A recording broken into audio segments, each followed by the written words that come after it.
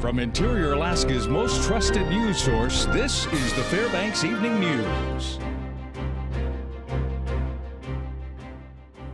Good evening. Thanks for joining us. The mayors of the city of Fairbanks, the Fairbanks North Star Borough, North Pole, and Anchorage met with the news media this morning. They were there to talk about moving the fighter jets from Eielson to Anchorage. Now News Center 11's Monty Bowen has more in this report. The four mayors gathered at Fairbanks City Hall this morning for a press availability about the proposal to move the F-16 Aggressor Squadron from Eielson Air Force Base to Joint Base Elmendorf-Richardson in Anchorage. Fairbanks City Mayor Jerry Cleworth said there are questions about the economics presented in the report for both Fairbanks and Anchorage and the individuals who would be affected. And we addressed all those at the scoping hearings that we had last winter. Unfortunately, when we received this draft EIS, virtually none of the comments and the questions and concerns that we had have been addressed in this draft document. If the Air Force does decide to send the Aggressor Squadron to Anchorage, it will cause some problems for that city. The Air Force identifies that we're at least 150 housing units short of acceptable Air Force standard housing, and I don't see a plan yet on how to address 150 shortages of homes.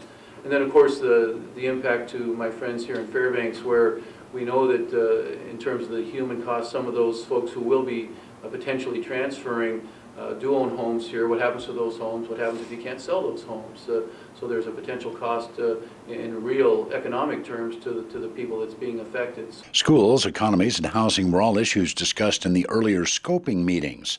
The report that was issued said the impacts on those categories would be minimal.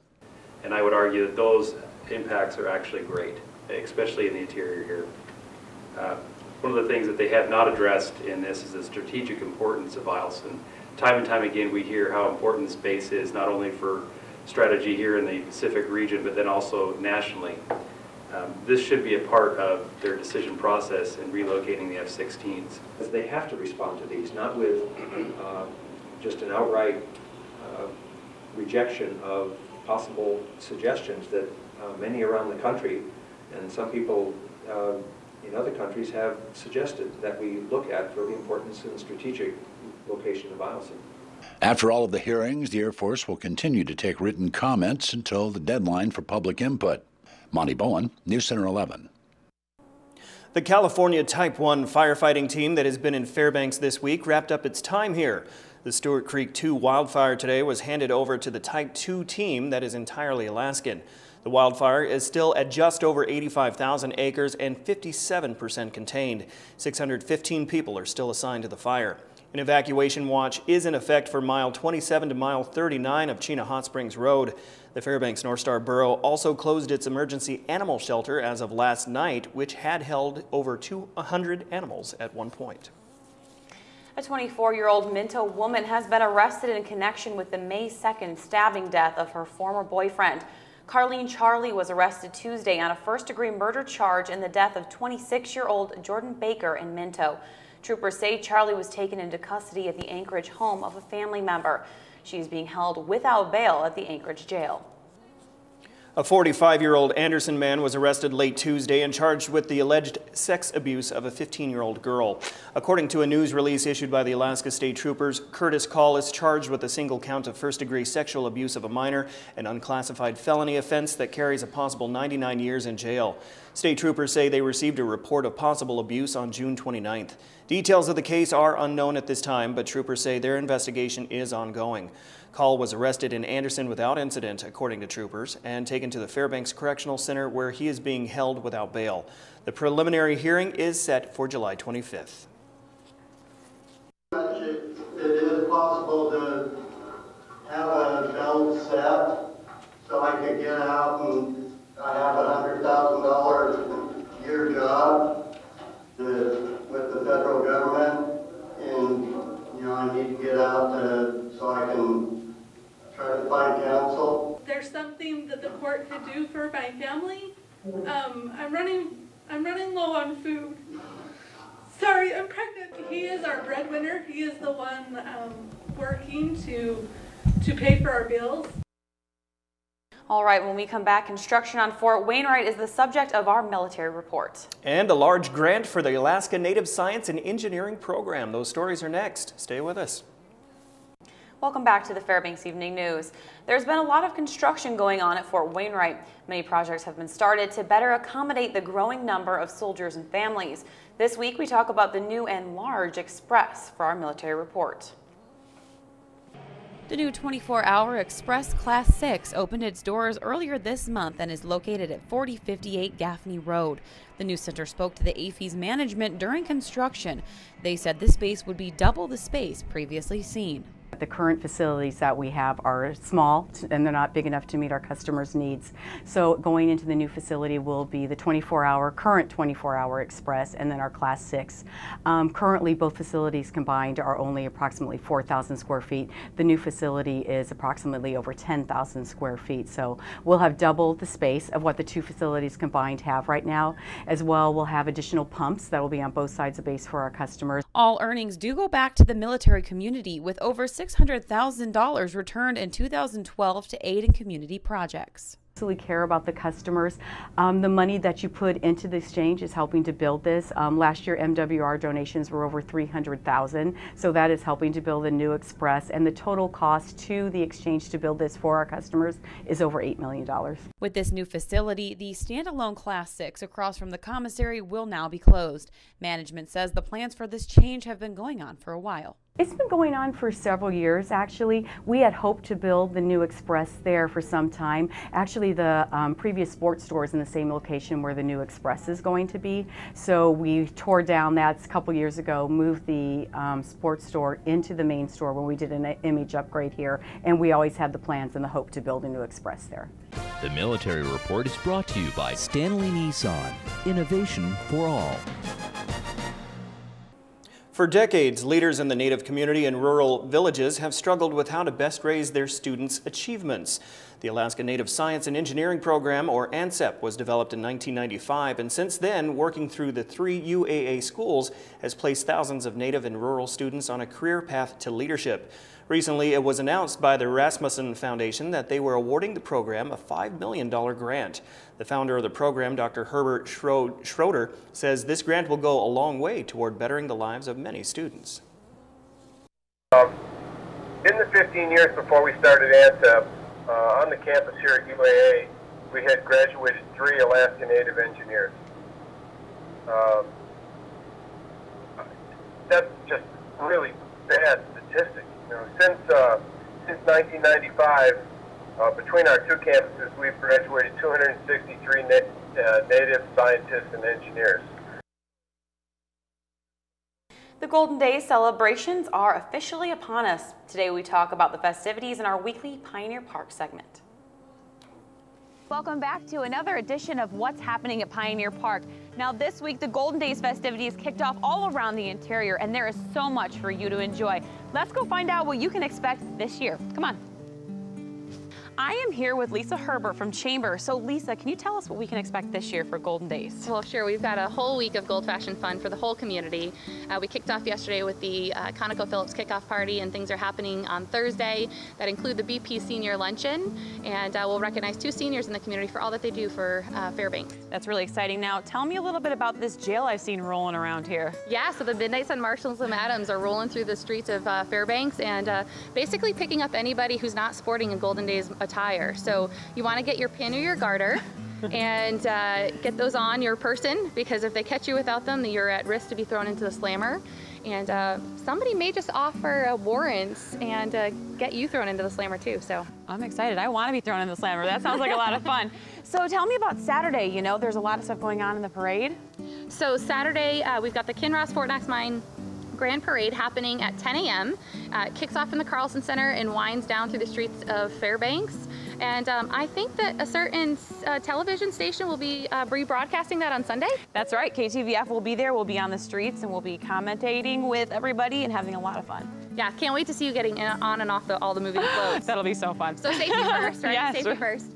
But during the right after the parade, we've got the McFred Credit Union Street Fair happening in the Golden Heart Plaza and on First Avenue, and then of course the much anticipated Rubber Ducky Race, and that's brought to you by Santina's Flowers and Gifts this year. That is exciting. Well, thank you so much, Lisa. Appreciate it. We'll see you maybe in the jail. I don't know. This week's vendor spotlight is on Just Originals, carvings and sculptures by Justin and other local artists. There's so much happening this week during Golden Days, but we can't leave today without giving you your trivia question of the week, and we're going to play along with the Golden Days theme. So the question is, who was the first one to strike it big in gold right here in Fairbanks? Go to webcenter11.com and enter for your chance to win some great prizes here in the park. And thanks for joining us, because that's what's happening this week at Pioneer Park. Joe. Yes. What do you know now? What you cooking? Okay, it was just day one of Leo. I have nothing for that. and guess what? Someone set a new world record today. It was great. We have highlights from the opening events at the Carlson Center. Plus, we go bike riding without our legs. See what kind of race was near Fairbanks this morning. Next up in sports. Hello, Interior Alaska. Joe Cook here in a sports seat for you for some Wednesday sports action. Today was opening day for the 2013 WIO Games at the Carlson Center. The toe kick finals was the first event and the kickoff of the 52nd anniversary of the games. Terry Johnson, the defending champion in this event, was dethroned by her training partner and last year's runner-up Autumn Ridley. Ridley reached 58 inches into toe kick, which bested 56 inches from Johnson last year. Johnson did not clear 58 inches. In the men's division, Nick Hansen reached new heights. Hansen won the event last year with a 92-inch jump, but he was pushed by John Waska and Chris Warrior this year. To win, Hansen set a new personal record and new world record with a 94-inch jump on his third attempt. Waska could not do the same, giving Hansen back-to-back toe kick titles. Both toe kick winners talked about what they achieved, but also the supportive atmosphere of WIO. I just was trying to beat my personal best, but I didn't even really come close to it. Terry's like one of my really good friends, and I train with her, and she's a lot younger than me, and I try to help her as much as possible. Having John out there and watching him kick so fluidly helped me to just kind of push me to my limits and my max, I think. And yeah, that was my personal best ever. Even though we're competing against each other, we want to help our competitors do as best as they can, because it's all about community and building relationships and friendships forever. And the other event finals were in the kneel jump on the men's side. Christian Paul from Kipnook was a favorite, the defending champ. His best jump was 59 inches. However, Chris Warrior out of Wasilla bested Paul by just a quarter inch. Warrior's 59 and 1/4 of an inch earned him the men's kneel jump title. There were also preliminaries in the one-hand reach event and a qualifier in the drop the bomb event. The top 5 or 6 will go to tonight's one-hand reach final or Friday's drop the bomb final. And the women's kneel jump final is a career day for 2 of last year's top 3 women. Erica Meckel, who was 3rd in 2012, jumped a new personal best in this event. But Amber Vasca, my WIO coach from yesterday, did her thing, jumping 55 inches, 1 inch shy of the world record. Now, the results for women's kneel jump will not be finalized until tomorrow morning. The world record holder, Ayape Kimball, was traveling to Fairbanks but was delayed due to weather. She will jump tomorrow to complete the women's kneel jump field. Vasca did talk about a new technique that helped her jumps. Well, I actually got some help today from David Thomas, and he told me to do a warm-up jump between the jumps just to make sure your core's ready to go and everything, and that actually helped me a lot. I didn't think it was going to, but it did. And this morning at 9 a.m., 17 cyclists were preparing for the toughest race in the world, except they used their hands to pedal. That's right, Sadler's Alaska Challenge took place in front of the Esther Volunteer Fire Department for the start of its 2nd stage. There's a $24,000 purse for what is called the longest and toughest hand cycle race in the world. This race is 7 stages and 267 miles. The second leg from Esther to Nenana is considered the hardest because of the hilly 46.3-mile course. The race started in Lakewood on Monday and ends at Hatcher Pass. There is a pair of London Paralympic medalists leading the field, but Larry Kudermarsh of Fairbanks is the heart of this race. Quarter Marsh 52 has raced in 26 of the 27 races. He is the oldest participant and only Alaskan in the race. But for him, it's more than just a race, it's personal. I'm doing it for this and my wife and family who are behind me. And Challenge Alaska, who's been awesome. And the family, the Huffords, and their son, Mark, he passed, and he did this race a bunch of times with me. And this is his bike. And so I'm doing it for him and a man named Kenny Carnes, who also passed this year, who did this race a bunch of times. You get close to people after you do this race a few times with them. And it seems like the Gold Panthers haven't found gold in the last couple of games. Last night, the Gold Panthers lost their third game in a row. This one to the Kenai Peninsula Oilers, 3-2 in the first game of a 4-game series. David Fletcher hit a 2-run single in the ninth to give Alaska a 2-1 lead. The Oilers chipped away with timely hits and benefited from an error for the final margin. It's also the second straight loss by a single run for the Gold Panthers. Alaska is now tied with Mat-Su Miners for the ABL's top spot. The Panthers have a doubleheader with the Oilers today. And that'll do it for sports tonight. Mike Schultz has your full weather forecast coming up next, and we'll catch you next time. Hey everyone, welcome back into the Fairbanks Evening News. Mike Schultz with you once again for a look at weather. Clouds moving back in today. No rain, but there might be some on the radar. We'll check that out in a little bit. Our photograph tonight, this is a bull caribou that was captured. It wasn't captured, but it was captured on photo by LaDonna Parker near Delta Junction. And again, if you have a photograph to share, by all means, send it to Mike Schultz at ktbf11.com. Out at the airport right now, 72 degrees. That's our high for the day. The low last night, 57. Record high, 89, 1940. Record low, 35, 1905. Sunrise and sunset, 19 hours and 50 minutes of daylight, a loss of 6 minutes from yesterday.